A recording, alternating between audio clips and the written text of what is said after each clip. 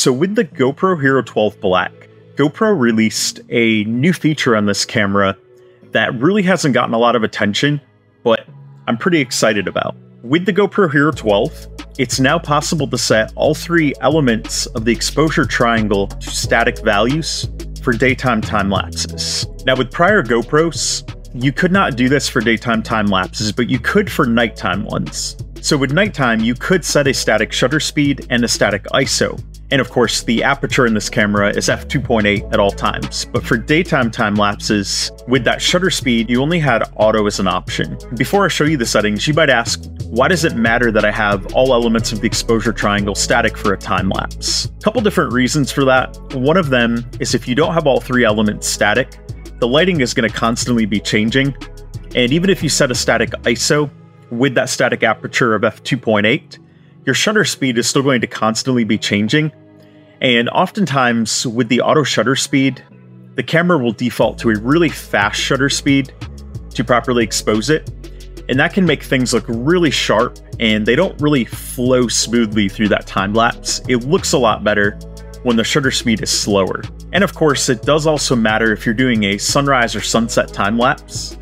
When the darkness is fading to light in the case of a sunrise, or the light is fading to darkness in the case of a sunset, you're going to get a lot of that flicker in there in your frame, and it really doesn't look good.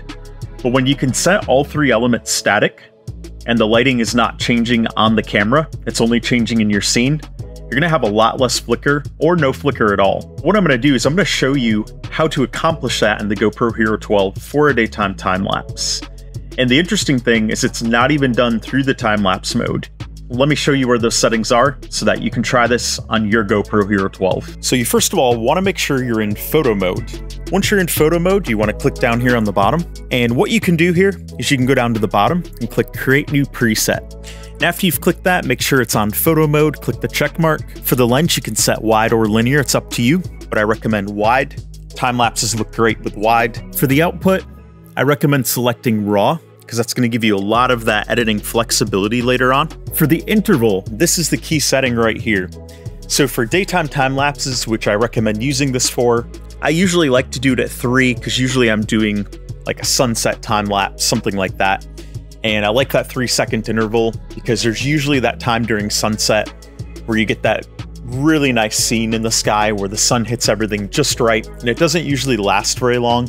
So I like to make sure I'm capturing that peak of the sunset. I keep duration off, timer off, Pro Tune. Here's where you can set the static shutter speed. So I recommend keeping the shutter speed as low as possible because that's going to give you that smoothest motion in your time lapse. It's going to look really good. So the slowest you can go is 1/125. If you want to do the lowest value like I do, you do want to have some ND filters. I have this set right here from Freewell. Really like them. They're super helpful. If it's a bright day, then I usually have to use like ND16 or ND32. If it's a sunset, I usually can use ND8 or ND16. For the EV comp, if you're using an ND filter, I generally recommend keeping it at 0, but if your lighting is such that you don't need an ND filter, I recommend doing -0.5. That's going to help preserve some of those highlights and keep them from getting blown out. For the white balance, I recommend setting this to a static value. I like to use native for that, because you can always adjust it later on. And I find that it gives the most flexibility when you do native. For the ISO min, I recommend keeping it at 100. And for the ISO max, I recommend keeping that at 100 as well. However, there will be times where sometimes an ND16 might be too dark, but an ND8 is too bright. So in that case, if you have to use the ND16 and your exposure here is still a little too dark, you could bump up the ISO values to 200 or 400.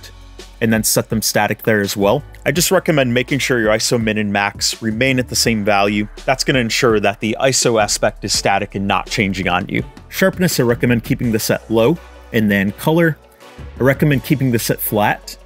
Again, that's going to give you that flexibility to edit later on. Now, if you don't want to color grade it later on, then I recommend keeping the color set to natural.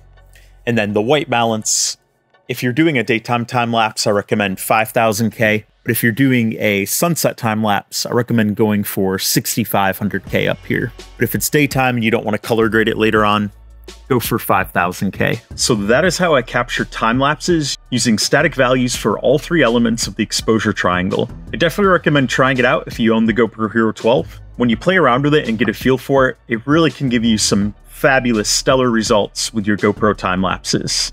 Until we talk again, happy GoProing.